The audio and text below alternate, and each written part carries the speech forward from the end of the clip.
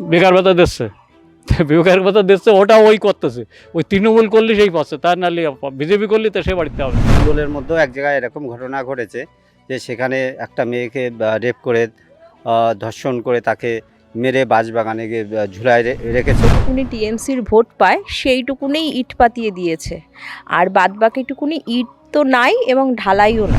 তৃণমূল তো এটা কোনো সরকারি সম্মানে, এটা রাজনৈতিক দল না, এটা একটা প্রাইভেট কোম্পানি বলতে পারো। সেখানটাতে একটাই মাত্র পোস্ট আছে, বাদবাকি সব ল্যাম্প পোস্ট। আর এলাকা এই উত্তর বেদপুলে আমরা দেখেছি মাজা সমান হাঁটু সমান, মানে রাস্তার উপর দিয়ে নৌকা যাচ্ছে, মানে জল ছাড়ার ব্যবস্থা কোথায় যে নৌকা চালাতে হচ্ছে। পরিস্থিতি খুবই ভয়াবহ।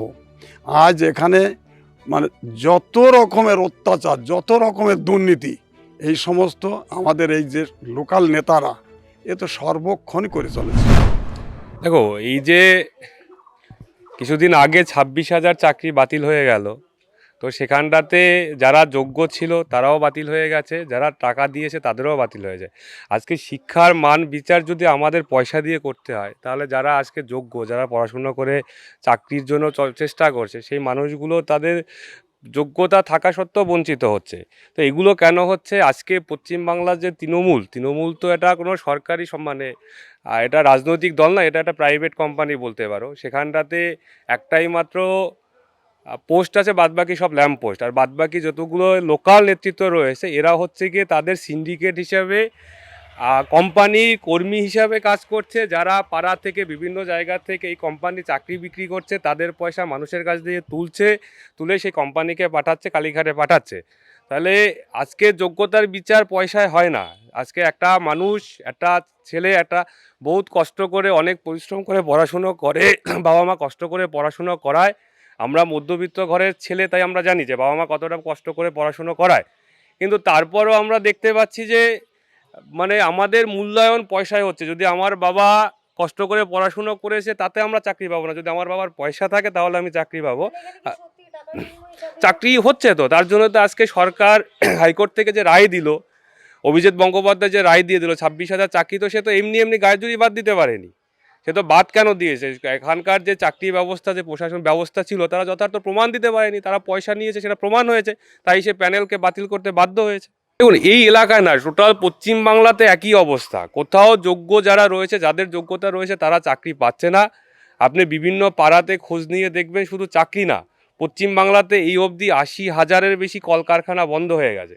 এই কলকারখানাগুলো বন্ধ হয়ে গেছে শুধু একমাত্র এই সরকারের তৃণমূলের সিন্ডিকেটের জন্য। আজকে সিন্ডিকেটের জন্য সিপিএম যতটুকু শেষ করার পরে যতটুকু বেঁচে ছিল, এই 15 বছরের সরকার একদম বাকি যা ছিল তাও ধূলিসাৎ করে দিয়েছে। পশ্চিমবাংলাতে শিল্প করার জন্য উপযুক্ত পরিবেশ রয়েছে, এখানটাতে বন্দর রয়েছে, ট্রান্সপোর্টের ভালো ব্যবস্থা রয়েছে, কিন্তু সরকারের সদিচ্ছা নেই। বিগত দিনে আমরা দেখুন, ভাতা দিয়ে একটা যুব সমাজে সাময়িকভাবে তো বলে দিয়েছে, তাদেরকে তো গুটকা খাওয়ার জন্য, খৈনি খাওয়ার জন্য ভাতা দিই। আমরা ভাতা নেবো কেন? আমাদের যোগ্যতা আছে, আমরা চাকরি চাই। আমরা কি ভাতা নেওয়ার জন্য? বাবা মা তো আমাদের পড়াশোনা করায়নি। আমাদের যোগ্যতা অনুযায়ী আমরা ব্যবসা করব, আমরা চাকরি করব, আমরা আমাদের যোগ্যতার মূল্যায়ন চাচ্ছি। আমরা তো ভাতা চাচ্ছি না, আমরা তো ভিক্ষা করে চাই, মানে বাঁচতে চাই না। তো ভাতা তো কোনো একটা মানুষের সমাধান না। এই যে দেখুন, আজকে সমাজে সিভিক ভলেন্টিয়ারদের চাকরি হচ্ছে, 8,000 টাকা তাদেরকে মাইনে দিচ্ছে। 8,000 টাকা তো একটা সংসার চলে না। রাস্তায় গিয়ে দেখবেন প্রত্যেকটা সিভিক ভলেন্টিয়ার রাস্তায় দাঁড়িয়ে তোলা তুলছে, পয়সা তুলছে, রাস্তায় দাঁড়িয়ে থাকছে। তো এদেরকে তো চোর বানাচ্ছে। এই সরকার যেরকম চুরি করছে, সাধারণ যুব সমাজকেও চোর বানাচ্ছে। আমাদের বিধানসভার ভিতরে একটা হসপিটাল ছিল, তা বিধানসভার ভিতরে যদি একটা হসপিটাল হয় ভালো হয়তো, কিন্তু এই তৃণমূল সরকার তো মনে হয় হসপিটাল করবে, কারণ তৃণমূল সরকার নেতা এমন এমন নেতা আছে যারা হসপিটাল কি করবে। তারা আগে যারা সাইকেলে ঘুরতে, তারা 4 চাকায় ঘুরে, কোনো কিছু ঠিক মতন পায় না, সবই তো চুরি করে বেচে। ওষুধ নেই হাসপাতালে, না, ঠিক মতো ওষুধপত্র পাওয়া যায় না। টেস্ট বা যে ইসিজি বা বিভিন্ন ধরনের যে টেস্ট হয়, না, কোনো ব্যবস্থা না, কোনো বড় বড় টেস্টের ব্যবস্থা হয় না। এমার্জেন্সিতে ডাক্তার থাকে, কোনো থাকে না, ওই কোনো রকম থাকে, বলো না ছাগল বেঁধে রাখে। উন্নয়ন তো সারা পশ্চিমবঙ্গ জুড়েই আপনারা দেখতে পাচ্ছেন যে কি উন্নয়ন এই রাজ্যের সরকার করছে, সেটা আমরা সবাই অবগত। আমরা দেখতে পাচ্ছি যে কিভাবে উন্নয়ন চলছে। উন্নয়নের মানে প্রলোভন দেখিয়ে যেভাবে দীর্ঘদিন ধরে আমাদের সাধারণ মানুষের সঙ্গে প্রতারণা করছে রাজ্য সরকার, এটাই আমরা দেখতে পাচ্ছি। দেখতেই পাচ্ছেন আপনারা, নিজেরাই রাস্তা দিয়ে চলেন, নিজেরাই বিভিন্ন হসপিটালে আমরা যাই আমাদের অসুস্থতার কারণে। আমরা সেখানে গিয়ে দেখতে পারি কিভাবে এই রাজ্য সরকার সেই হসপিটাল বা বিভিন্ন বিভিন্ন দপ্তর, সরকারের যে বিভিন্ন দপ্তর আছে সেই দপ্তরগুলো কিভাবে পরিচালনা করছে। তো এইভাবে সারা পশ্চিমবঙ্গের মানুষকে উনি ধোঁকা দিচ্ছেন, এটাই আর কি। সরকারি হসপিটাল আমাদের নিকটবর্তী যে হসপিটাল, সেই হসপিটাল তো পুরো বন্ধই করে দিয়েছেন, মানে খোলেনি না। এত সুন্দর একটা হসপিটাল ছিল যেখানে পরিষেবা পেলে সাধারণ মানুষ মানে উপকৃত হতো, সেই হসপিটালটাকে পুরোপুরি বন্ধ করে রেখেছেন।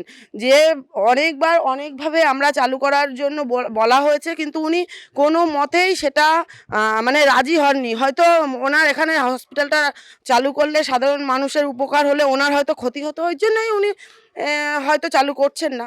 জল জমে গেলে ব্যবস্থা কি? জল জমার ফলে আমাদের যে রাস্তাঘাট সমস্ত কিছুই ক্ষতিগ্রস্ত হচ্ছে। আমরা দেখেছি এই আমাদের পাশেরই এলাকা, এই উত্তর বেতপুলে আমরা দেখেছি মাজা সমান হাঁটু সমান, মানে রাস্তার উপর দিয়ে নৌকা যাচ্ছে, মানে জল ছাড়ার ব্যবস্থা কোথায় যে নৌকা চালাতে হচ্ছে? এটা ভাবতে হবে আমাদেরকে। চাকরি থাকলে তো দেখতেই পারতেন যে মমতা ব্যানার্জির হয়তো এই যে যুবশ্রী ভাতা প্রকল্প চালু করতে হতো না, যদি কিনা চাকরি থাকতো। টাকা দিয়ে চাকরি তো প্রতিনিয়তই হয়েই থাকে। আমরা সর্বক্ষণের সাথেই দেখতেই পাই যে হ্যাঁ, টাকা পয়সা নিয়ে এই মমতা ব্যানার্জির আমলে কিভাবে চাকরি হয়েছে, শিক্ষা দুর্নীতি হয়েছে। আপনারা দেখেছেন যে শিক্ষকরা রাস্তায়, তাদের কাছ থেকে মানে কোটি কোটি টাকার বিনিময়ে তাদের চাকরি দেওয়া হয়েছে। আমরা দেখেছি নিজেরা যে শিক্ষকরা আজকে রাস্তায় বসে আছে আর পুলিশের পেটানি খেতে হচ্ছে। হ্যাঁ, আমাদের 216 নাম্বার বুথের একটা রাস্তা আছে। সেই রাস্তাটা অর্ধেকটা, মানে যতটুকুনি টিএমসির ভোট পায় সেইটুকুনেই ইট পাতিয়ে দিয়েছে, আর বাদবাকিটুকুনি ইট তো নাই এবং ঢালাইও না। আমরা থাকি, আমরা তো আর টিএমসিকে ভোট দেবো না, সেই কারণে আমাদের ঢালাইও না আর ইটও নেই, মানে কাদার মধ্যে দিয়ে আমাদেরকে হাঁটতে হয়। এটাই হচ্ছে সবথেকে বাজে একটা কাজ। আর রাস্তা হচ্ছে, কোথায় যে হচ্ছে সেটা তো আমরা দেখতেও পাচ্ছি না। সেগুলো সবই কাটমানি হচ্ছে। কাটমানি ছাড়া তো অন্য, তাহলে তো রাস্তা হলে তো আমরা দেখতে পারতাম, উন্নয়ন তো তাহলে হতো। সেগুলো তো উন্নয়ন দেখতে পাচ্ছি না, তা কাটমানি ছাড়া সেগুলো অন্য কিছুই হয় না। আমার 216 নাম্বার সেই ভদ্রলোক আজকে মারা গেছেন, তাকে আপনাকে আমি আনতে পারবো না। সে দুবার ঘর পেয়েছিল এবং সে দুবার ঘর পাওয়াতে তার একবারের টাকাটা পুরোটা সে পেয়েছিল। দ্বিতীয়বার যখন ঘর পেয়েছে তাকে 60,000 টাকা মেম্বারকে আর যে বুথে আর কি ওই কাজ করে যে মহিলা, তাকে দিতে হয়েছিল, কিন্তু সে হাফ টাকা পেয়েছিল। সে নিজেই আমাকে বলেছিল যে আমি এরকম দুবার ঘর পেয়েছি, একবারের অর্ধেক টাকা। হাসপাতাল ব্যবস্থা বলতে আমাদের এখানে বাউগাছি আছে। বাউগাছি যে কিছুটা সাময়িক পরিষেবা পাওয়া যায়, কোনো সিরিয়াস কেস নিয়ে গেলে ভালো পরিষেবা পাওয়া যায় না।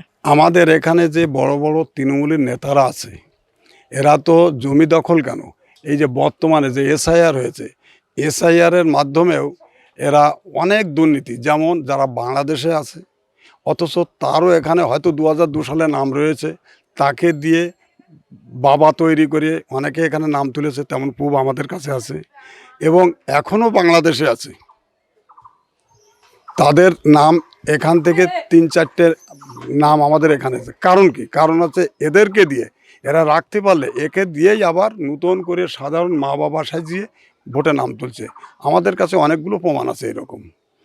আর বলছেন জমি দখল, জমি দখল এটা তো হবেই। এখন আমাদের এখানে যে সমস্ত বড় বড় নেতারা আছে, আমার বাড়ির পাশ থেকে বা এখান থেকে ওখান থেকে, মানে প্রচুর পরিমাণে এই সাধারণ ছোট নেতা থেকে বড় নেতা পর্যন্ত প্রত্যেকেই এই দুর্নীতির সঙ্গে জড়িত। কারণ যেখানে জমির মূল্য, 1 কাঠার মূল্য হয়তো 20,000 টাকা বা 2 লাখ টাকা, সেখানে ওরা ওই অল্প পয়সায় নিয়ে 4 লাখ 5 লাখ টাকায় বিক্রি করছে। সরকারি তহবিলের টাকা বলতে কোনটার কথা বলতে চাইছেন? এদের যে দুর্নীতি, এর সরকারি তহবিল কোথায়? আজকে আইপ্যাকটা কিভাবে মমতা ব্যানার্জি নিয়ে যাচ্ছে আপনারা ভাবুন। তো এই টাকা তো কোনো মানে কথা হবে না। বর্তমানে আমাদের এখানকার যা পরিস্থিতি, এই পরিস্থিতি খুবই ভয়াবহ। আজ এখানে মানে যত রকমের অত্যাচার, যত রকমের দুর্নীতি, এই সমস্ত আমাদের এই যে লোকাল নেতারা এ তো সর্বক্ষণই করে চলেছে। চাকরি বাকরির অবস্থা ভালো? হ্যাঁ, আমরা কোন আমাদের বিধানসভায় চাকরি বাকরি কোথা থেকে পয়সা করি না হলে তো চাকরিই হবে না। পয়সা যে ছাড়া চাকরি নেই? না, পয়সা ছাড়া চাকরি কোথায়? যে কোনো এই যে বাড়ির পাশে একটা শুনেছি, এটা আমি জানি না, তবে এটাই বাস্তব, যেহেতু কিছু হলে কিছু না কিছু ঘটে। এই বড় বাজার হয়েছে, সেখানে নাকি টাকা দিয়ে লোক নিয়োগ, ওখানে যারা চাকরি করছে তাদেরকে অ্যাডভান্স টাকা দিতে হয়েছে। এই টাকা চাকরি পেয়েছে? চাকরি তো পাবে, এ তো সাধারণ, যারা বড় বাজারে কাজ করছে এরা। বলুন। দেখুন, আমরা জানা মতে বিভিন্ন তৃণমূলের নেতারা, প্রাক্তন যারা মেম্বার আছেন এলাকার, তারা বিভিন্ন মানুষের কাছ থেকে, গরিব মানুষের কাছ থেকে অনেক টাকার বিনিময়ে চাকরি দেওয়ার প্রলোভন দেখিয়েছিল। কিন্তু তারা, গরিব মানুষরা সবাই জানে যে গরিবরা একটু কাজের সন্ধানে, কর্মসংস্থানের জন্যে ছুটে বেড়ায়। এবার যদি কেউ পাড়ার ধরুন মেম্বার বা সদস্য যাই হোক, তারা প্রশাসনিক দায়িত্বে থাকে, তারা যদি কোনো প্রতিশ্রুতি দেয়, সেই প্রতিশ্রুতি অবশ্যই সাধারণ মানুষ, যারা আমরা খেটে খাওয়া মানুষ, তারা চাইবো যে হ্যাঁ, সে যখন একটা জনপ্রতিনিধি, তার কাছে আমি যাই, আমি উপকৃত হব। সেই হিসাবে সাধারণ মানুষে অনেকে টাকার বিনিময়ে তার কাছ থেকে চাকরির জন্য টাকাটা দিয়েছিল। কিন্তু সে তাদের প্রতিশ্রুতি দিয়েছে, তাদের কাছে টাকা নিয়েছে, কিন্তু এই যে চাকরি বা যে কর্মটার জন্য তারা টাকা নিয়েছে, স্কুল টিচারের জন্য, সেই কাজটা কিন্তু তারা পায়নি। এই জন্য তৃণমূল সরকারকে আমরা ধিক্কার জানাই। মানে টাকা দিয়েও চাকরিটা হ্যাঁ, টাকা দিয়েছেন, কিন্তু সে চাকরিটা সে পায়নি, সেই তার টাকাও ফেরত পায়নি। নারী নির্যাতন, যেটা শুধু তো আমাদের এখানে না, সমস্ত পশ্চিমবাংলায় এটা চলছে নারী নির্যাতন। তো বিশেষ করে আমাদের এখানটাও নারী নির্যাতন, মানে আমার এই মণ্ডলের মধ্যেও এক জায়গায় এরকম ঘটনা ঘটেছে যে সেখানে একটা মেয়েকে রেপ করে, ধর্ষণ করে, তাকে মেরে বাঁশবাগানে গিয়ে ঝুলায় রেখেছিল। আমরা সেখানে গেছি, তার প্রতিবাদ করেছি। তৃণমূলের অনেক নেতারা তাকে বাঁচাতে চাইছিল, কিন্তু আমরা হাল ছাড়িনি, কারণ আমাদের এখানে বিধায়ক, এমপি সবাই আছে। তার জন্য আমরা সেই ছেলেটা আজও পর্যন্ত, এই 2-3 বছর হয়ে গেল, 3 বছর তো অবশ্যই হয়ে গেছে, এখনও পর্যন্ত সে জামিন পায়নি। আমরা হাল ছাড়িনি, আমরা ওই অসহায় মেয়েটার যে পরিবার, সেই পরিবারের পাশে আমরা আছি, এখনও আছি আর থাকবো। অবশ্যই যে